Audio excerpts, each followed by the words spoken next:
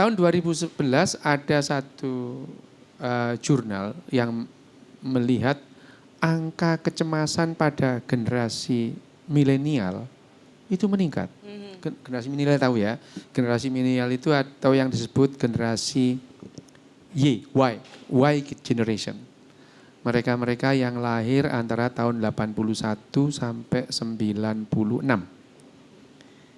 Kenapa 15? Ya, satu generasi itu 15 tahun. Karena orang itu beranak, itu umur 15 beranak. Ya. Jadi satu generasi dalam sejarah manusia itu antara 12 sampai 15 tahun. Kemampuan dia bereproduksi menghasilkan generasi berikutnya. Nah, generasi Y atau Y generation atau yang disebut akhirnya milenial itu adalah mereka yang lahir tahun 81 sampai 96. Pada banyak catatan psikologis atau penelitian atau survei psikologis, generasi Y ini atau generasi milenial ini adalah generasi yang gembira di akhir tahun 90-an. Ya, generasi gembira.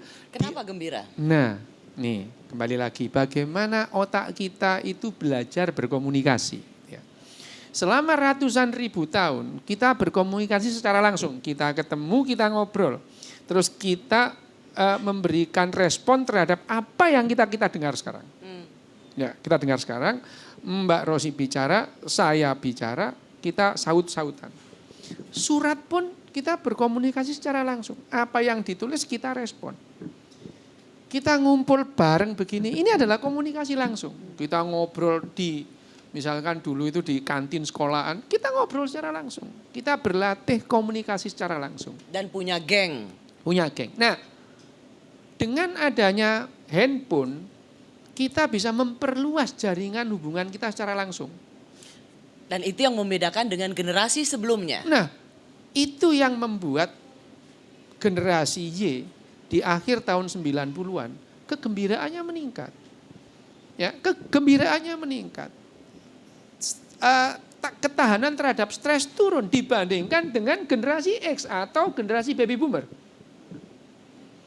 Nah, malapetaka terjadi setelah ada smartphone tahun 2007. Akhirnya kita berkomunikasi secara tidak langsung. Kita tidak kenal siapa yang kita ajak ngomong. Kita merespon tidak sekarang. Kita merespon apa yang diposting orang 2 tahun yang lalu, kita respon sekarang. Kita tidak tahu konteksnya apa. Dan kita lupa, kemudian kita lupa apa yang kita bicarakan tadi. Kita ngomong yang lain. Dan itu yang membuat tadinya yang generasi milenial yang menjadi generasi gembira, yang membuat iri generasi X dan baby boomer, mereka jatuh dalam kondisi depresi dan kecemasan yang meningkat, melebihi generasi Z secara prosentasional. Tapi kalau dibicarakan yang paling banyak sekarang, yang paling cemas dan paling depresi adalah Gen Z.